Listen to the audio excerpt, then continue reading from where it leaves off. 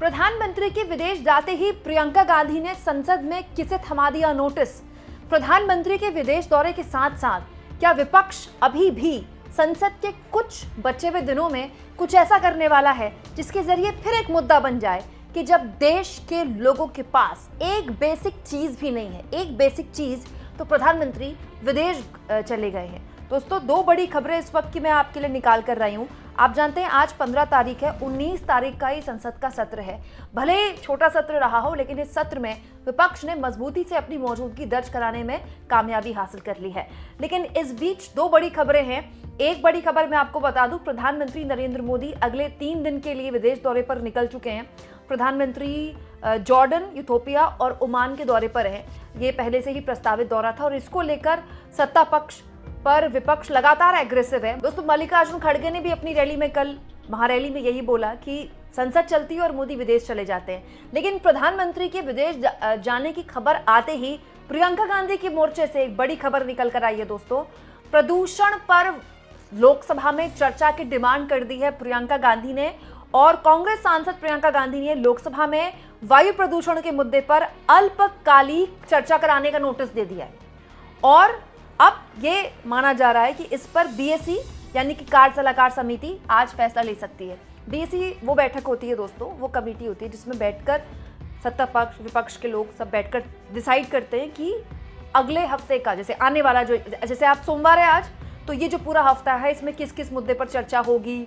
कुछ डिमांड सत्ता पक्ष की होती है कि नहीं, हम इस पर चर्चा नहीं करा सकते। कुछ डिमांड विपक्ष की होती है कि नहीं, इस पर तो हमको चर्चा करानी है। तो सत्ता पक्ष और विपक्ष दोनों बैठकर ये तय करते हैं कि संसद किस मुद्दे पर मतलब चर्चा कर सकती है। अब प्रियंका गांधी ने इस मुद्दे को लेकर बकायदा एक लोकसभा में वायु प्रदूषण के मुद्दे पर अल्पकालीन चर्चा कराने की मांग कर दी है।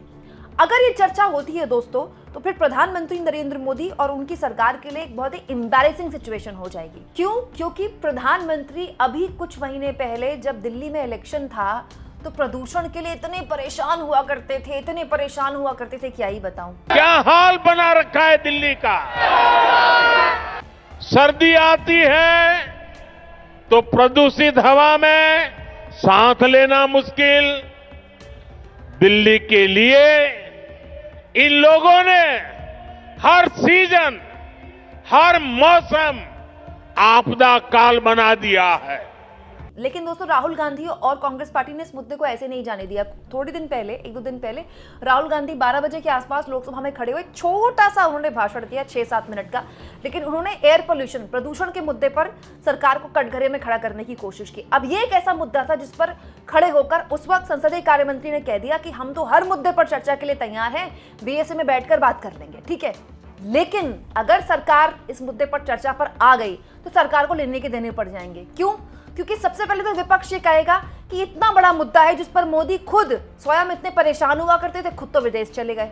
तो फिर विपक्ष को फिर एक मौका मिल जाएगा कि भाई सत्ता पक्ष जो है उसके सबसे बड़े नेता प्रधानमंत्री इतने इंपॉर्टेंट मुद्दे पर, प्रदूषण के मुद्दे पर चर्चा कराने जिस वक्त चर्चा हो रही है उस वक्त जो है विदेश दौरे पर निकल गए। दूसरा, कांग्रेस पार्टी और विपक्ष एक मैसेज दे पाएगी कि देखिए, हम चर्चा जो करवाते हैं वो मुद्दों पर करवाते हैं। क्यों? क्योंकि एसआईआर पर भी बहस इसीलिए हुई क्योंकि विपक्ष ने दबाव डाला, और एयर पोल्यूशन एक जायज रीजन है दोस्तों। प्रदूषण पर तो चर्चा होनी ही चाहिए। दोस्तों, हिंदुस्तान टाइम्स की इस खबर के मुताबिक 500 प्लस AQI दिल्ली में रिकॉर्ड किया गया है। 500 प्लस। कुछ फोटोज में आपको दिखाती हूँ। पत्रकार नरेंद्र नाथ मिश्रा ने शेयर किया है आज का AQI 500 पार। 500 पार AQI का मतलब आप समझ रहे हैं?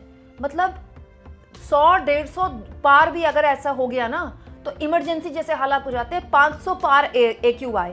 और तो और दोस्तों, इनको तो आप जानते हैं, किरण बेदी, ये अन्ना आंदोलन से जुड़ी थी, बाद में बीजेपी की करीब हो गई। बीजेपी ने इनको चुनाव लड़वाया, दिल्ली में ये इलेक्शन हार गई अरविंद केजरीवाल के खिलाफ। बाद में बीजेपी ने इनको LG बनाया।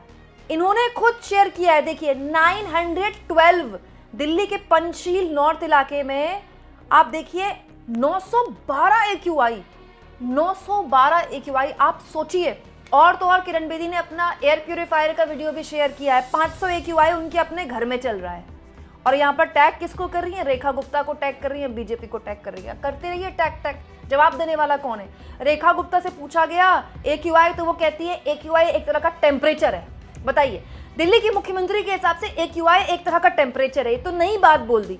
वहीं दूसरी ओर दोस्तों, लोकसभा में देश के पर्यावरण मंत्री जो हैं, जो इस मामले में जवाबदेह बनते हैं, उन्होंने तो हद ही पार कर दी।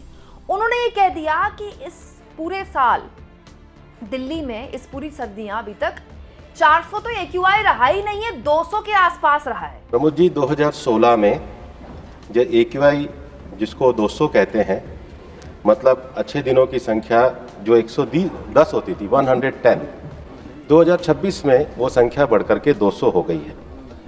2026 में मतलब मंत्री जी को पहली बात तो उनको कुछ नहीं पता इसका मतलब AQI के बारे में, कि 500, 550, 600, 800, 900 AQI तो खुद लोग शेयर कर रहे हैं। आप चाहें तो अपने फोन में डाल दीजिए दिल्ली NCR में अगर आप रहते हैं तो। और ऊपर से मंत्री जी 200 AQI होने में खुश हो रहे हैं। अरे मंत्री जी, किसी और देश के आप मंत्री जी होते ना तो 200 AQI में आपको इस्तीफा देना पड़ जाता, आपकी सरकार गिर जाती। 200 AQI में सांस लेना भी खतरनाक है। अब मैं कई डॉक्टर्स को इस बीच सुन रही थी दोस्तों, दिल्ली NCR के डॉक्टर्स का ये कहना है कि 2 तरह के पेशेंट्स आ रहे हैं। अब दिल्ली NCR के मोस्टली हॉस्पिटल्स भरे पड़े हैं 2 तरह के पेशेंट्स हैं। एक जिनको ऑलरेडी हार्ट डिजीजेस है, लंग की इश्यूज हैं, एस्थमा की शिकायत है, उनकी शिकायत तो बढ़ गई है। दूसरा जो यंग, जैसे छोटे बच्चे और जो यंग हैं, जैसे जिनको बाहर जाना ही जाना है जॉब के लिए, उनके पास मजबूरी और कोई ऑप्शन नहीं है। बेसिकली जब उनकी जांच की जाती है तो उनमें कोई दिक्कत पाई नहीं जाती है, वो बिल्कुल स्वस्थ होते हैं, लेकिन उनको गले में खराश है, टॉन्सिल्स, थ्रोट इन्फेक्शन बहुत ज़्यादा, और उनको डॉक्टर्स को एंटीबायोटिक्स देनी पड़ती हैं। और लगातार 2 या 3 महीने आप सोचिए, अगर आप इस पोल्यूशन में सांस ले रहे हैं तो आप 2-3 महीने एंटीबायोटिक खाते रहेंगे। और आप एंटीबायोटिक क्यों खा रहे हैं? क्योंकि आपकी सरकार साफ हवा देने को बिल्कुल मतलब ना तो उसके लिए सक्षम है और ना ही उस पर बात करने को तैयार है। राहुल गांधी ने कल वोट चोरी वाली महारैली में इस मुद्दे को कल भी उठाया था कि ये जो वायु प्रदूषण हो रहा है ये भी वोट चोरी की वजह से हो रहा है। भाइयों और बहनों, ये वोट चोरी सिर्फ वोट की चोरी नहीं है। सबसे पहले ये इस संविधान पर, अंबेडकर जी के संविधान पर आक्रमण है। इस संविधान में लिखा है एक व्यक्ति को 1 वोट मिलना चाहिए। तो सबसे पहले वोट चोरी अंबेडकर जी के संविधान पर आक्रमण है। और वोट चोरी करके ये सरकार चलाते हैं। छोटे व्यापारियों को इन्होंने खत्म किया, गलत GST लागू की, नोटबंदी की, बेरोजगारी, ये पोल्यूशन देखिए, ये सारा का सारा इसीलिए हो रहा है क्योंकि ये वोट चोरी कर रहे हैं। क्योंकि अगर ये वोट चोरी नहीं करते तो आप इनको 5 मिनट में सरकार से निकाल देते। ये सच्चाई है। अब दोस्तों, राहुल गांधी की इस बाइट को बीजेपी वालों ने मॉक किया कि राहुल गांधी तो गजब तरह के साइंटिस्ट हैं, इनके हिसाब से वायु प्रदूषण भी वोट चोरी की वजह से हो रहा है। तो बीजेपी वालों को मजाक उड़ाना तो बहुत आता है, लेकिन राहुल गांधी के कहने का मतलब था कि जब सरकारें चोरी से बनती है तो सरकारों को फर्क नहीं पड़ता, प्रदूषण हो, लोगों के गले में दर्द हो, लोगों को अस्थमा की शिकायतें हो, लोग बीमार पड़े, लोग घर में कैद हो जाएं, क्या फर्क है? क्योंकि आपको पता है कि आपकी सरकार ना तो प्रदूषण के मामले में बननी है ना प्रदूषण के मुद्दे पर गिरनी है।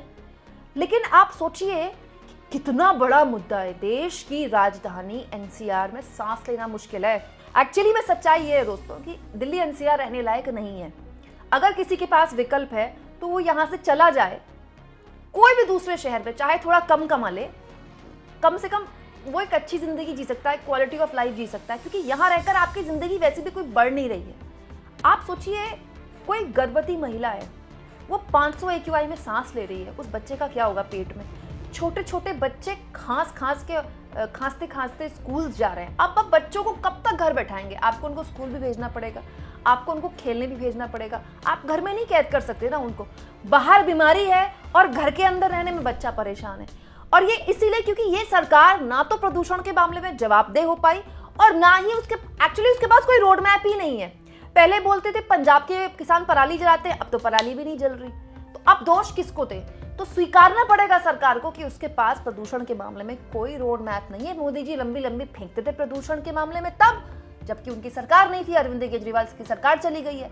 इसीलिए आज प्रियंका गांधी ने इस मामले में नोटिस थमाया है। लोकसभा में नोटिस दिया गया है कि आप इस मामले में चर्चा कराएं। और मुझे लगता है दोस्तों हर लिहाज से इस पर चर्चा होनी चाहिए और केवल दिल्ली NCR में चर्चा नहीं होनी चाहिए। देश की मोस्टली राजधानियों में प्रदूषण का यही हाल है। लखनऊ में क्या प्रदूषण कम है? पटना में क्या प्रदूषण कम है? देश के कई ऐसे जिले हैं जहां प्रदूषण की समस्या भीषण बढ़ गई है। दोस्तों, मेरी एक बात हमेशा गांठ बांध के रखिएगा, जब तक शरीर फिट होता है ना, फिट, तब तक हमारी जिंदगी में कई समस्याएं होती हैं। रिश्ते नातों की समस्या, पैसे पूसे की समस्या, काम की समस्या, जॉब की समस्या, ठीक है, लेन देन की समस्या। लेकिन जिस दिन शरीर में दिक्कत आ गई ना, उस दिन जिंदगी में केवल एक समस्या होती है, फिर शारीरिक समस्या। क्योंकि ये जब तक ठीक है ना, तब तक सब कुछ ठीक है। जिस दिन ये बिगड़ गया, उस दिन फिर कुछ भी ठीक नहीं रहेगा। दिक्कत ये है दोस्तों कि जनता ने जनता होना छोड़ दिया। जनता या तो अब भक्त बन गई या सपोर्टर बन गई, इसीलिए अब नेता ने नेता होना छोड़ दिया है। क्यों? क्योंकि उनकी जवाबदेही है ही नहीं। इसीलिए दोस्तों, इसको जवाबदेह बनाने के लिए प्रियंका गांधी ने इस मामले में नोटिस दिया है। आपको क्या लगता है दोस्तों, अभी भी संसद का सत्र बचा है, क्या इस मामले में बहस नहीं होनी चाहिए? मैं तो सोच रही हूँ दोस्तों, अगर बहस हो गई तो फिर सत्ता पक्ष करेगा क्या? क्योंकि इसके लिए तो नेहरू को भी नहीं कोस सकते। वैसे कोसने वाले बीजेपी के ऐसे बहुत से नेता हैं जो इसके लिए भी नेहरू को जिम्मेदार ठहरा देंगे। आपको क्या लगता है? कमेंट बॉक्स में जरूर लिखें, और जितना हो सके चैनल को शेयर भी करें दोस्तों, और सब्सक्राइब भी करें।